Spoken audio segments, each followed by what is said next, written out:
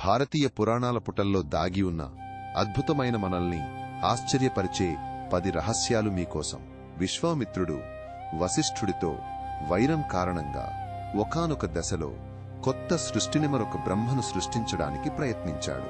సగర మహారాజు గంగావతరణానికి ముందు తన ప్రజలందర్నీ కేవలం శాకాహారులుగా మార్చడానికి ఒక కఠినమైన ప్రతిజ్ఞ చేశాడు. ఇంద్రుడు వజ్రాయుధం కోసం దధీచి మహర్షి ఎముకలను పొందడానికి బ్రాహ్మణ వేషంలో ఆయనను ప్రసన్నం చేసుకున్నాడు. అగస్త్య మహర్షి భార్య లోపాముద్ర ఒక రాజ్యకుమారి. ఆమె అగస్త్యుడిని వివాహం చేసుకోవడానికి ముందు విపరీతమైన సంపదను డిమాండ్ చేసింది. పార్వతీదేవి దక్షుని కుమార్తె సతీదేవిగా తన మొదటి శరీర త్యాగం తర్వాత తిరిగి హిమవంతుని కుమార్తెగా జన్మించి శివుడిని పొందింది. గణేశుడికి కేవలం ఒక దంతం మాత్రమే కాకుండా బుద్ధిసిద్ధి అనే 2 భార్యలు, క్షేమలాభ అనే 2 పుత్రులు ఉన్నారని చాలామందికి తెలియదు.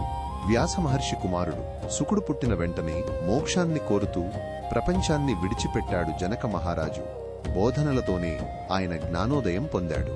కురుక్షేత్ర యుద్ధం తర్వాత హస్తినాపురానికి ఒక మునిశాపం కారణంగా వరద వచ్చి రాజధాని కౌశాంబికి తరలించవలసి వచ్చింది. నహుషుడి భార్య ఇంద్రాణి ఇంద్రుడిని నహుషుడి బారి నుండి రక్షించడానికి వాయుదేవుడిని ఆశ్రయించి సహాయం కోరింది.